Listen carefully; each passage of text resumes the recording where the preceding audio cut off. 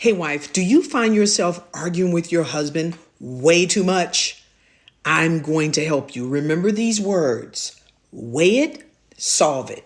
Weigh it, solve it. Okay. In the first 10 years of me and my husband's 28 years of marriage, we argued all the time for some of the dumbest stuff. But there were two things I did. One, I began to weigh what we were arguing about before we would argue about it.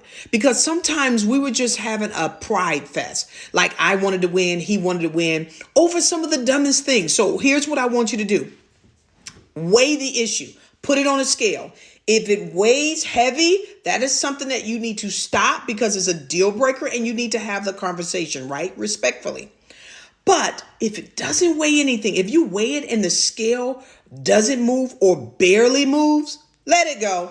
I mean, please let it go. It's not even worth your time and energy. A lot of times you'll find that 50% of your arguments don't weigh a thing. You are literally arguing about dumb stuff. So get rid of the dumb arguments. Weigh it. Put it on a scale and say, do I really care about this? You're going to find out you don't. Okay? So don't even question it. Don't even talk about it. Just if he wants to talk about it, just listen to him.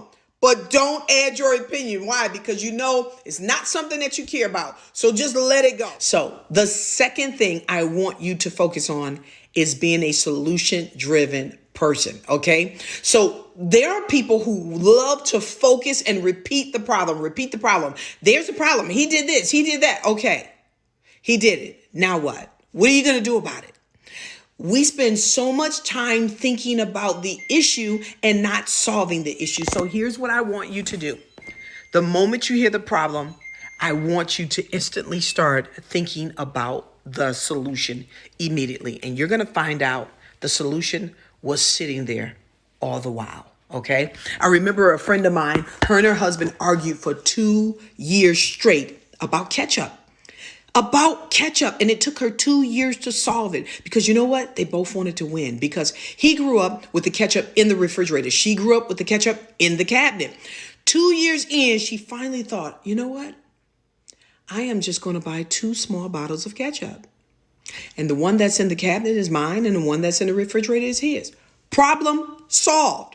I don't know about you, but I don't want an issue to last 2 years. So I have to be solution driven. So here's what I want you to think. Think not the problem, focus on the solution, and don't say a word until you can start communicating the solution. I hope you enjoy that, and I hope that this helps you. And if it did, come back. Go ahead and practice those things and come back and share with us. I'm your girl, Mrs. Toy Banks, the world's most satisfied wife. God bless.